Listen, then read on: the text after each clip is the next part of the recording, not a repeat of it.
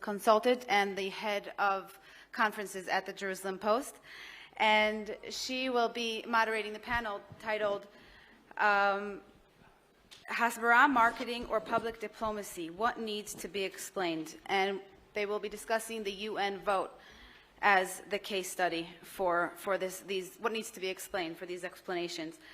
And part of the panelists would be, we have Ophir Dayan, who's an activist and a media personality. We have Snir Dolev, who is the director of the Israeli Center for Young Leaders, and Hanania Naftali, who's an activist and social media influencer. I doubt anyone here hasn't come across his posts on social media. And Dina Ravner, who is the legal advisor for UN Watch. Please.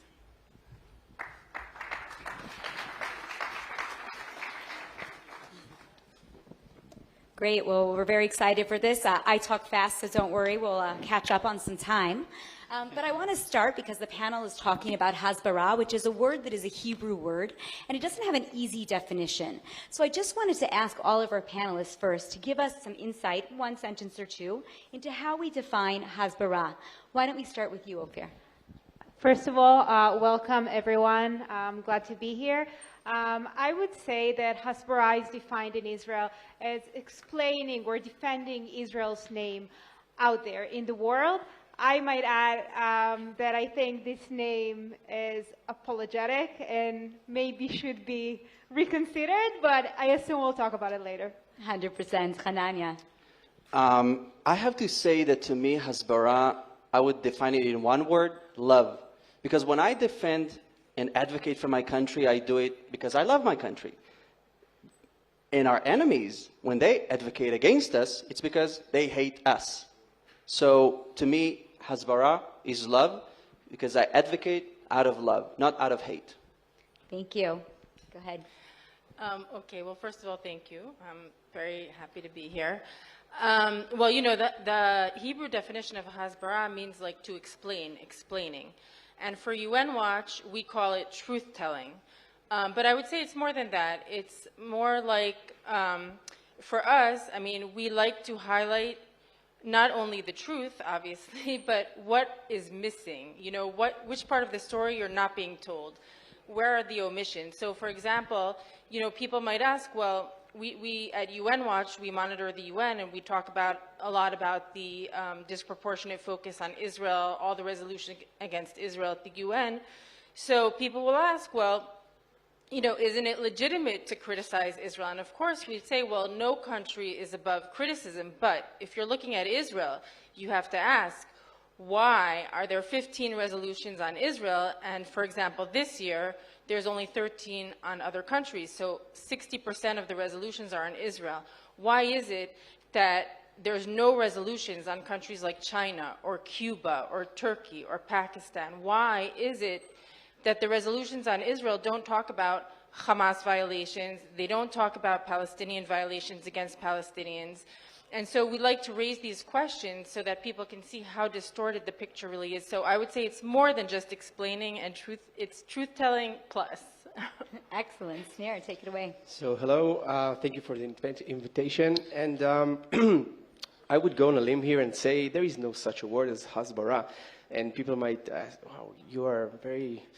I think that we educate the youth. We're trying to show them that they don't need to explain things. They need to show Israel, the beautiful Israel, from their eyes as teenagers. And for them, it could be their day-to-day lives. What they do, they volunteer, they study, they engage with other youth around the world, also social media, even when they play online. And I think that if you try to be more open and show what is going on here from a very young age, people take you more seriously, you're more genuine, more open, and I think that shows different aspects of Israel, which replaces the need in hasbara and shows Israel from a different point of view. So this is what we are trying to achieve with our youngsters, and I think it's succeeding. It's amazing, and it actually really leads to my next question, which is for you, Hanania. Now, you've worked in the Prime Minister's office, of course, and your focus was on, quote-unquote, Hasbara. But, why does Israel even need Hasbara? We're a sovereign country. We should have public diplomacy. Why can't we just be a country like every other? Wow, I think all of us are asking this question, but I think that our audience, they heard a lot of information, a lot of facts, so I want to maybe answer that through maybe a Jerusalem Christmas story. My personal story. So basically, and I'll keep it short, but basically last month, I filmed a video at the Jaffa Gate, one of my favorite spots, by the way, and I was filming a video for the Iranian cause, and about how we love and support them. After filming, a Palestinian guy with this bicycle that says, I love Jesus, comes up to me, and because it was in public, and he says, Hanania, I used to hate you. I used to wish death upon you, but my heart has changed because I saw that you don't hate Palestinians, you don't hate Arabs, and now I love you. So I think that resonates with the question because it just shows you how vital it is. And it's not just Hasbara, like Ophir said, not being apologetic, not needing to defend ourselves, but it's just telling our story because he lives in Jerusalem and he has an amazing stand juice by the Jaffa Gate. Check it out. But he lives in Jerusalem for 30 years and he was misled. So it shows us that we need to tell our story, and because unfortunately Israel is under this massive campaign of fake information, misinformation, lies. Just yesterday I saw this amazing misleading graphic design of this World Cup, that if Israel was at the World Cup and then they show you Israel shooting like as if we are the bad guys shooting these football players, omitting the fact that actually it was Palestinian terrorists that massacred Israeli athletes during the Munich Olympics of 1972. So it's vital. It's vital, and unfortunately we are in this situation. So I do whatever I can to defend my beloved country. Amazing, but what is the best method? Because you could say, let's just say everything good about Israel. Let's just put it in a good light, put up a nice video, beach, Tel Aviv. But is that the way to do it? Sneer, why don't you take this one? I mean, how do you do Hasbara, or not Hasbara in your words, in the right way? So I think, first of all, you should have a lot of knowledge because you need to know what you're talking about. You need to, when people are intrigued with the history of Israel and what's going on here, even if you are a teenager, 16 years old, 17 years old, you need to know what you are answering for, and you need to have the facts right. And this is what we do. Our program is 3 years, and it parallels between their studies. And I think it's a lot to observe, but when they have the knowledge, they can be sure of themselves that they are saying the right things. And also, I think because they are young and social media is something that they're born into, I think that the things that they need to deliver, what they do through social media, and to have multiple force in order to convey their message across the board. And the emphasis is on their Israeli story, because I think this is the key words, their Israeli story, what they want to... Their own personal story. Yeah, personal stories. It can be very basic one, it can be emotional ones, but this is what they need, they feel the need to deliver to other youngsters their ages across the world. And I think this is the method that will be more practical. Instead of just explaining what we're doing, why we're doing that, show people what is going on through their eyes as youngsters, and I think it works. Ophir, do you agree with that, or is there another way? I totally agree with that. I would add a few more things, although I totally agree. Look, I spent 5 years going to school in one of the most anti-Israeli, anti-Semitic college campuses in the world at Columbia University. I got my bachelor's and my master's there. And, you know, it's not a joke. They continuously win, and they work very hard for it. They consistently win the prize for the worst school for Jewish students. And at Columbia, I really was challenged by, you know, having to find a way to tell the story of Israel in a way that would speak to my, you know, my colleagues, whether they be professors or students. And then I realized that I don't need to look far. The story of Israel is the most progressive and the most liberal story there is on college campuses in the world. And I want to briefly, my 30-second elevator pitch of how I define Israel and the story of Israel to my fellow students at Columbia University. Now let me offer you this perspective.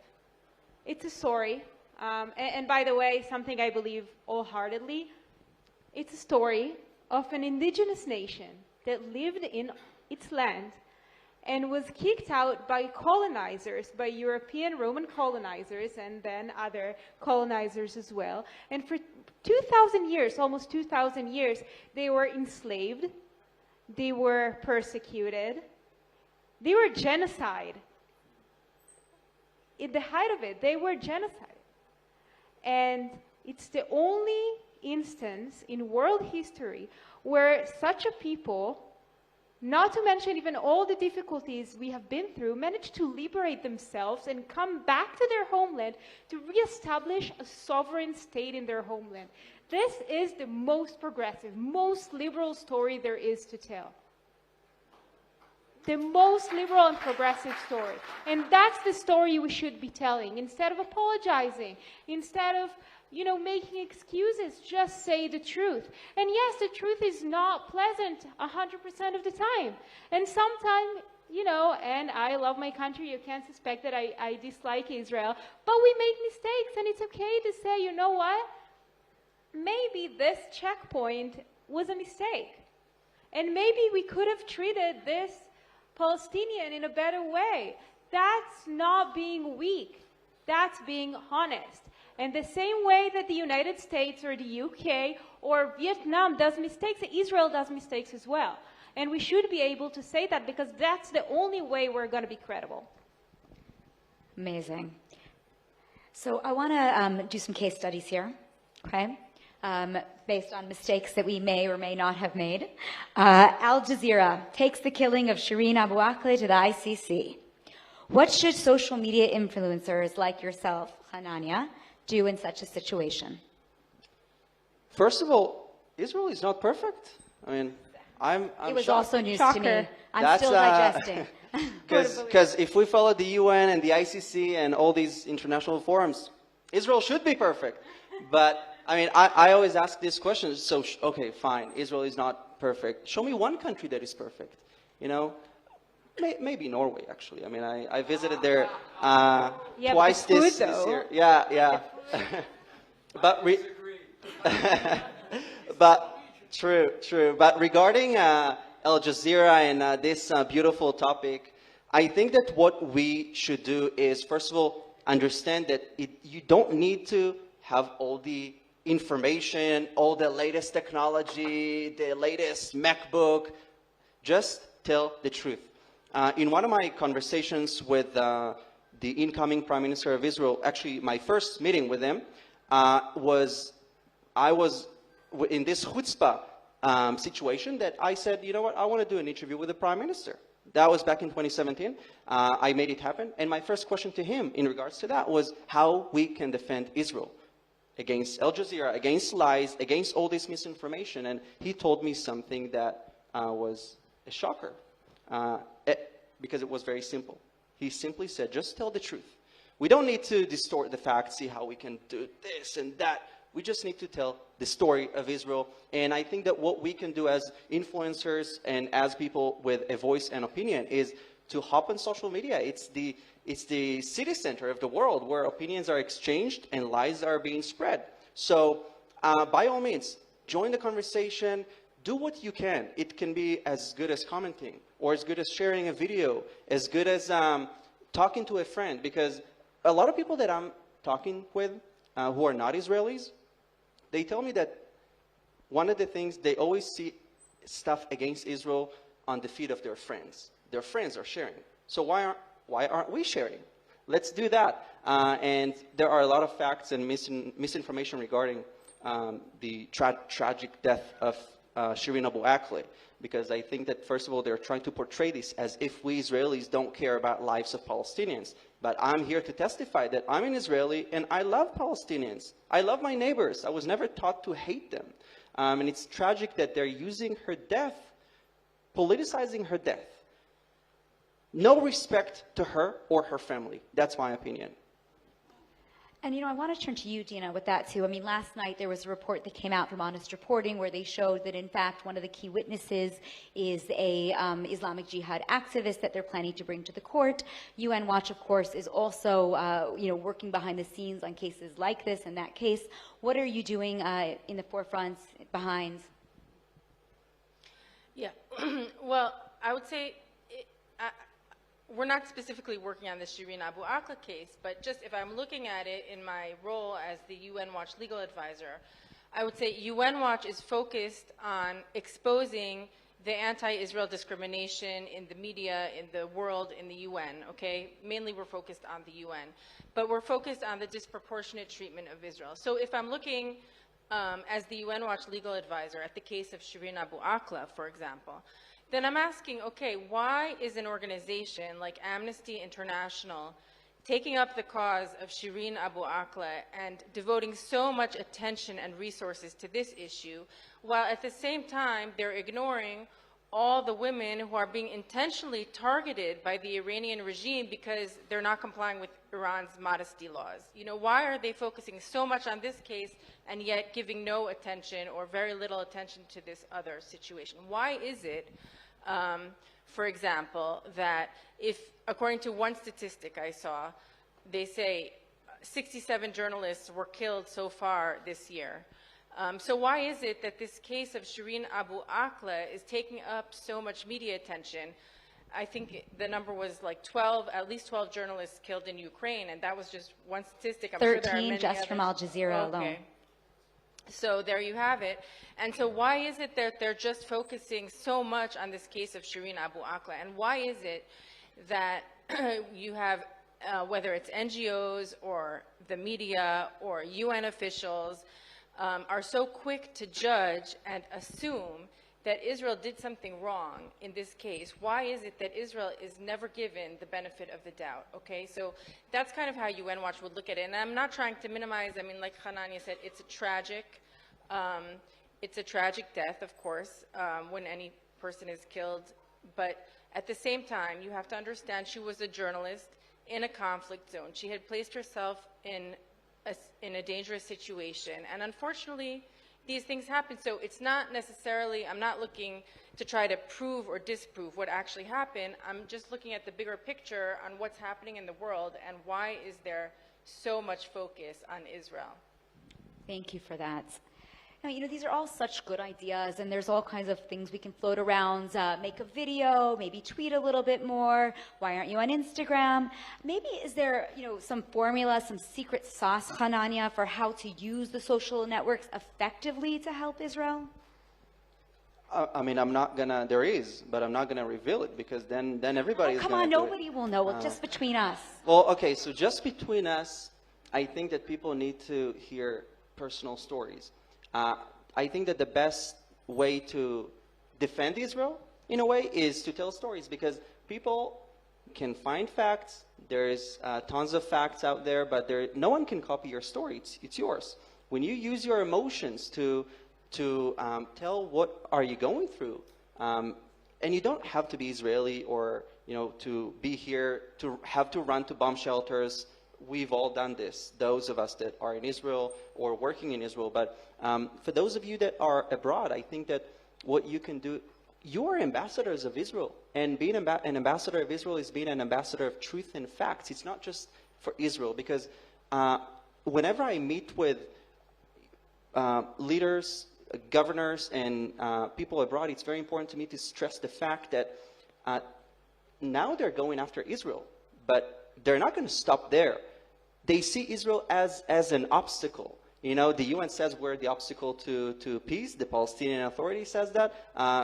They say that we're the obstacle to, you know, when we are an obstacle, but not to peace, to this flow of radicalism that will flow into Europe and many other continents. So I think that the recipe in just two words is tell your story, tell a story, and keep it short. Third thing, use your emotions. You know, it's a story. You know, but despite people like you, and don't take this the wrong way, it seems that Israel still might be losing on the social networks. What's your thought on that? Do you feel that we're losing the battle? I think that's a very good question, because all of us are familiar with anti-Israel people like Bella Hadid, that one post of hers can reach her millions of followers, and I'm only with 2 million. But I think that when we unite together, we need to find what unites us and what we have in common, because it feels like there is a lot of, you know, I wouldn't call it division, but people focus on different things, and it's good, but we need to unite together, because when we're together, we're stronger. I mean, the Second Temple was destroyed because we were divided, and there was no unity. So I think that our strength is in our unity, and that's how we can counter this. And, you know, I believe in God, so I would even say that, you know, God is with us.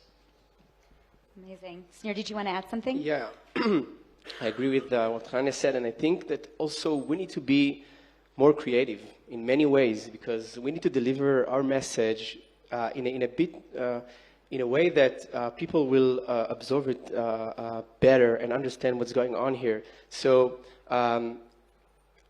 sometimes it feels that we are alone in this battle, but as Hannah said, if we come together, it will be more easier for us to deliver everything we want. But we also need to think outside of the box and see and do stuff that, even to have courage to do new things and to show them from different aspects, in order to show different things here in Israel on social media as well, because you need to know social media very well and the difference between the platforms in order to use them the best way possible. And there are something that unites all of them, but you should really understand what you're doing in every platform in order to deliver the message the best way possible. So be creative and know what you're doing. This is something important. Well, let's talk about a man that seemed to do that pretty well in the last few weeks, maybe a month, Kanye West. He's been pretty efficient and effective at delivering his message. I'm wondering, Ophir, if you can actually start with this, to talk about whether or not you think the social media in the end has actually hurt or helped his noble cause. Well, we have different definitions of noble. I think obviously social media helped his cause. In the end of the day, he wouldn't be amplified the same way if he didn't have social media. Opinions like that in 2022 minus social media would have just been, looked at as outrageous, unacceptable. But now they're finding their way to all these nooks and crannies of anti-Semitic conspiracy theorists all over the world. But on the other hand, they also amplify the voices of those who stand against anti-Semitism, of those Jews who, they really like to say, we need to give voice. No, we have a voice. We need to be empowered to use it. And the social media gives us the tools, the means to use that voice. And I think in that way, that was a positive thing.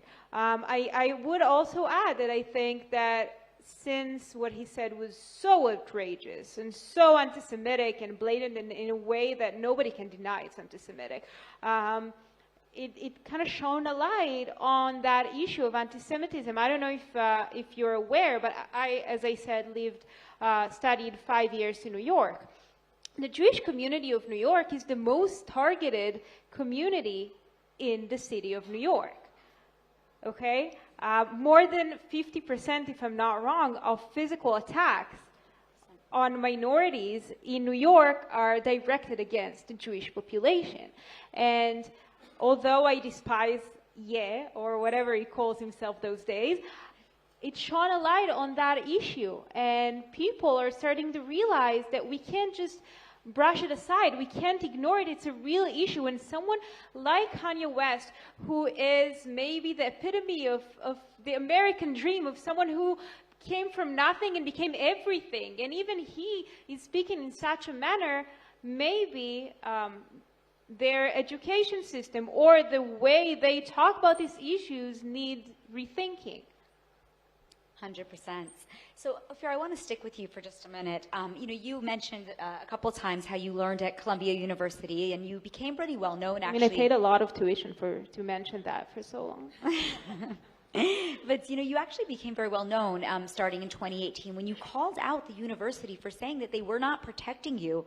You felt unsafe because of Palestinian activists on campus, that they were harassing you. Now, here you are 4 years later on the stage talking about how to fight for the state of Israel. But I'd like to go back for a minute and just understand why you think that college campuses have become such a hotbed of anti-Israel sentiment, and why, despite all the things you're saying, is not enough being done about it.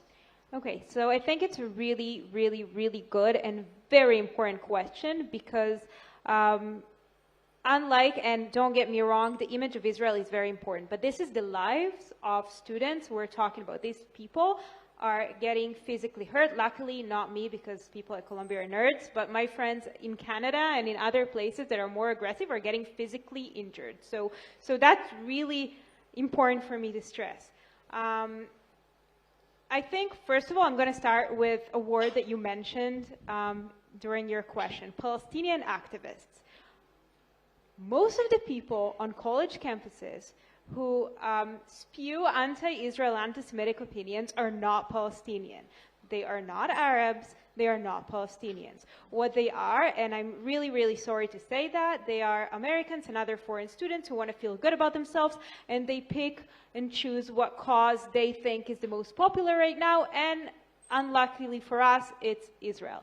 So they send all their poisonous arrows at us.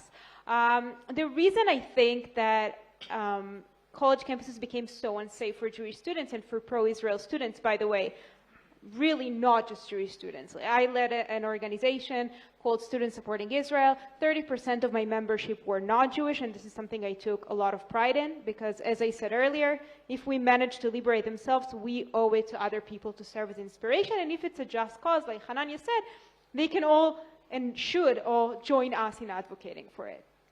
But I think college campuses are increasingly becoming unsafe because the administrations are perceiving this issue as political.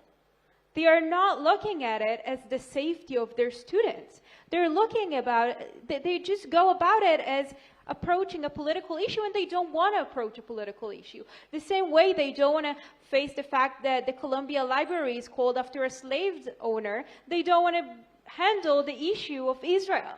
And that's where they're wrong, because students are getting hurt. I'm going to share one experience that I had, and it's really, I have to say, I got to college at 23 after serving as an officer in the IDF. I was really prepared and honestly not looking for friends. But put in my shoes an 18-year-old American who is looking for friends and wants their college experience. We walked out of an event, and my university, with no other way to describe it, with a lot of intention and thought, they placed two events at the same building. One, white supremacist. B, my event hosting Titi Anau, a black, Jewish, Ethiopian lady, okay? A white supremacist, a black, Jewish lady at the same building. So there was a protest going outside against the white supremacists, and when we walk out, we were caught in the middle of it. Obviously, all the protesters knew who we are, so they surrounded us. We were 3 people left at the event to organize, and 60 of them. And we're in the middle of this circle, and they're screaming and chanting from the river to the sea, which, you know, kind of mean throwing us into the ocean. And public safety were standing there and doing nothing. And later, when I complained to the university, their answer was, put public safety on your speed dial. And I said, but they were standing right there and did nothing. And I think the politics issue of Israel is preventing them from safeguarding their students. I know it was long, I'm just going to say one more sentence. And because Hananya said something that really reminded me of this. I did everything I did against Colombia because I love Colombia. It's a great institution. Pro-Israel students shouldn't be afraid to attend Ivy League universities or great universities because they're afraid to be pro-Israel. And I did everything I did because I love Colombia and I want it to be a better place for pro-Israel and Jewish students. And everything we do, we need to do it from that reason. Sorry, that was long. So, Snir, you're also working with young people, young leaders, really. Tell us, what you're doing through the center, the Israeli Center for Young Leaders, and just about your work and how it's making a difference. Okay, that's a great question, by the way. And I think that what we are doing in the Israeli Center for Young Leaders, we are trying to educate and give the proper tools for youngsters to be a better version of themselves and to speak openly and freely about what they're really interested in, but to have the right tools to stand in front of an audience and speak and to deliver their message, and how to debate the best way possible, and how to even write professional speeches and deliver them across the board. And also regarding the knowledge of the history of Israel and what like international affairs and the relations between Israel and other countries. And I think that what we are striving to do is to prepare them to deal with much more complicated reality and to get them out of the bubble, out of the comfort zone, and to deal with things that also grown-ups sometimes cannot. And I think that youngsters have the will, and they have the courage, and also they have the right tools to do so. And we are there to escort them and to educate them the best way possible in order for them to change and to be also leaders in their own communities. It starts from school. It also involves other activities, social activities they're engaged in. And I think in the larger circle, they're also doing it for their country because they care. Sometimes you see a teenager, 16 years old, and you say, what can he do that, I don't know, a grown-up cannot? And I think the answer is a lot, because they're thinking outside of the box. They see things that are sometimes we cannot, and in a very different way. But they need the right tools and to say what they feel and to show it. And this is what we do at our center for more than 12 years now. And also, I think that what is really important is for them to meet other youngsters abroad. So up until now, we had more than 55 delegations all over the world, and we are meeting not just the Jewish communities, but also the non-Jewish communities. And we're engaging in roundtables, speaking very openly about different topics, also related to Israel, but from a different perspective. It's more easier to digest when you don't necessarily come head on and say, you know why, this is why you need to love Israel. This is why you need to fight hate speech. No, you need to do it very gently. You need to do it to look at their eye level and to speak freely and openly. And I think that it works. And by the way, what Ophir said, we've been to Colombia. We've been invited to, I think, Israel Day. It was amazing because our guys, our teenagers, saw and had a glimpse of what an academic institution, like such an honored academic institution, is really all about. But I think that in generally, I remember that they stood out there and they started dancing and singing, also Hebrew songs. And it was amazing because the students got engaged, and it was amazing. It was so simple, yet everybody saw it. And I think that they're very naive in a way that it's really cute sometimes, because you say, I didn't think about it. It's so easy. So I'll tag along, and it works. So yeah, I think that the front of the Israeli youth is a strategic section that we need to take under consideration when we are showing Israel and we are doing Hasbara and things like that. And just to clarify, Israeli youth for your program are teenagers in high school? Yes, they're in high school, and when they finish, they go to the army. But after that, they're coming back and they're helping us in the center. There are some of them are becoming instructors as well. So we are like broadening the circle each year, and we up until now we have more than 16,000 alumni. So yeah, it's.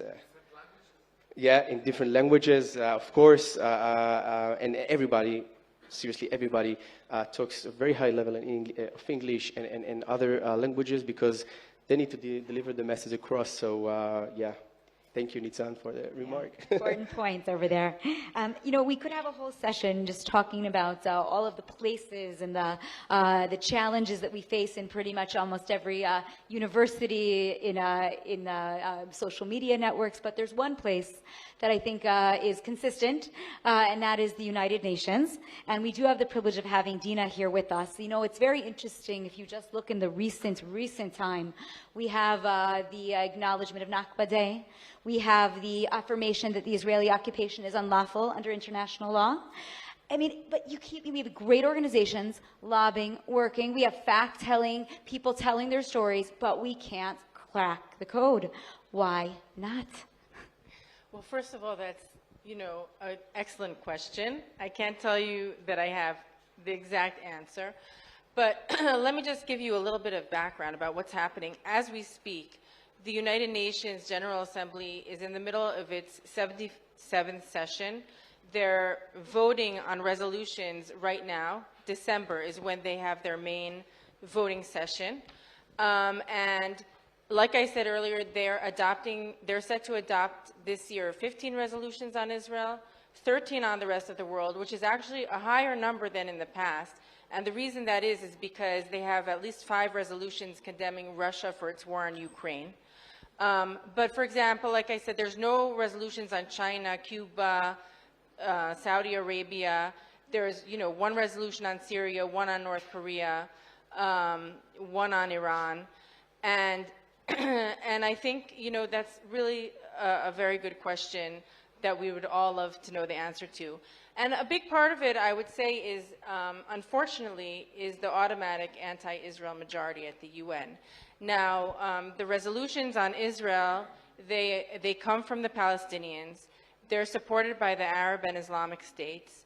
But why not with the Abraham Accords, with Azerbaijan? Why is it not changing? Yeah. So, I mean, the Abraham Accords are great. They've brought a lot of positive changes. Unfortunately, we're not seeing it that much at the UN. A little bit. We do see that a little bit at the Human Rights Council, where some of those countries like the UAE and Bahrain have really toned down their statements against Israel during the Agenda Item 7, which is the agenda item at the Human Rights Council that focuses exclusively on Israel, where all other countries are addressed by in a different agenda item. But I also want to say it's not just the Palestinians, it's not just the Arab states. I mean, you have to also look at the Western and democratic countries at the UN, because you have countries like the US and Canada, which have excellent, you know, overall voting records on Israel, on the Israel resolutions. But then there are many European countries whose voting records are not great on Israel. I mean, the European countries, they generally support like 70% of the anti-Israel resolutions at the UN. And the German Foreign Office actually has a very interesting statement on their website where they explain that because they get involved in the negotiations on these resolutions, so they're able to reduce the number of resolutions. Like in the past there were 20 or 21, now there's only 15, you know, or improve the text. Like, for example, there's a resolution called the Peaceful Settlement of the Question of Palestine, where they were able to get, you know, a line added condemning rocket attacks on Israeli civilians. Of course, it doesn't mention Hamas. There's no perpetrators mentioned. The whole rest of the resolution, which might be 4 or 5 pages, is strongly condemning Israel, so it's clearly a biased, one-sided resolution. But this give and take that they have with the Palestinians on the negotiations enables them, it's like the price they pay for getting these improvements, you know, is that in the end they support the resolution. So I want to just, because we're running out of Yeah, time, and I no. think people are getting hungry. Okay. We didn't talk fast enough. So here we just want to make some, final statements, because the topic of our panel is Hasbara, marketing and public diplomacy, what needs to be explained. If you could tell all of these incredible Christian media friends and influencers here in the room one thing about Israel that can stick with them and that they can carry back to their own media outlets, what would it be? Sneer, you start, and we'll just go down the line. So I think that what people need to know is that we want people to see Israel in a different way, in a more real kind of way. So we need to invest a lot in order to show it, and I think that all of us here at the panel are doing it in different ways, but we all doing it together, and we need the help of the media outlet in order to make it public and multiply the message across all the news outlets. And I think 1 point. yeah, sorry. Dina, your turn. All right. So the thing that I would like you to remember the most is that Israel is a democracy. Israel has a free and fair elections. We have free press. We have an independent judiciary, and there's just no comparison between that and a dictatorship that doesn't have any of that. So, you can criticize Israel. Sometimes, of course, there's legitimate criticism that can be directed at Israel, but Israel has the opportunity, it gives its citizens the opportunity to, make change. We have protests, and you just can't compare to, other countries. Free, fair, and frequent elections. Yes, I forgot to mention that. Hanania, go ahead. I would just say thank you. That's what I want to do, to thank you for your continuous support. And if I can stress a request, if I can have this right to ask anything from you, it's just to bring Israel to the next generation, because it feels like people that are young, they think that supporting Israel is not cool. But look at me. I mean, I'm young. I feel, Definitely cool. I feel 80, but I'm kidding. Supporting Israel is very important, and the youth, people our age, they need to understand that it is vital for their future as well. Okay, I only have 10 words, so I'm going to use that 20 seconds to say that I'm going to run for a meeting at work after this, so you can look me up on social media or email me at ophilda94@gmail.com. And now my 10 words. Israel is the only place where Jews aren't colonizers. Okay, that's my 10 words. If you take anything from it, this is the only place we truly belong. That's it. Thank you very much. Amazing. Thank you all.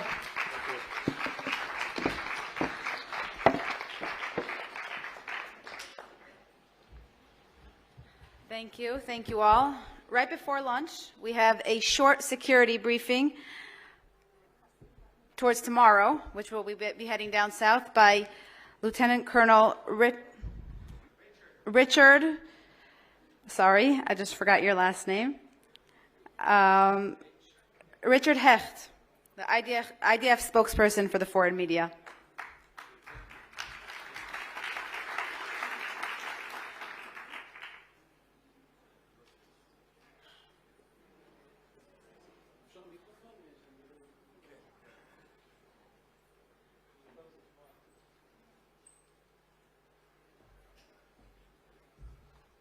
So I got the hardest mission of the day, to be